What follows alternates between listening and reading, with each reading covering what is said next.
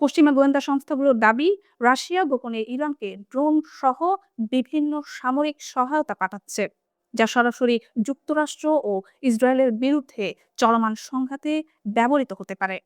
British দৈনিক financial Times এর এক প্রতিবেদনে বলা হয়েছে, ইউক্রেন যুদ্ধে ইরানের তৈরি শাহেদ ড্রোন ব্যবহারের পর এবার পাল্টা সহায়তায় এগিয়ে এসেছে মস্কো। প্রতিবেদনে উল্লেখ করা হয়, রাশিয়া ইরানের জন্য ড্রোন, ঔষধ ও খাদ্য সামগ্রীর একটি বড় চালান পাঠানোর প্রক্রিয়া প্রায় সম্পন্ন করেছে। এই সরবরাহ মার্চ মাসের শুরু থেকে চালু হয়েছে এবং মাসের শেষ নাগাদ তা শেষ হওয়ার কথা রয়েছে।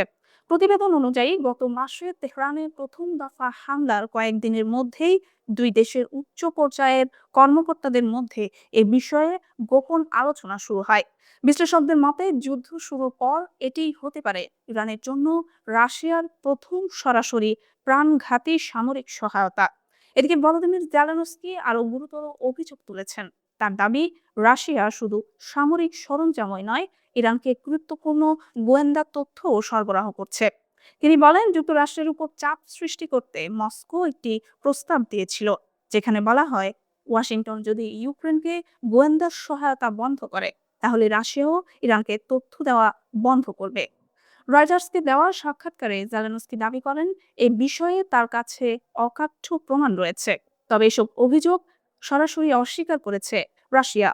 ক্রেমলিনের মুখপাত্র দিমিত্রি পেসকভ এসব দাবিকে ভুয়া খবর বলে উড়িয়ে দিয়েছেন, যদিও তিনি স্বীকার করেছেন মস্কো ও তেহরানের মধ্যে নিয়মিত যোগাযোগ ও সংলাপ অব্যাহত রয়েছে।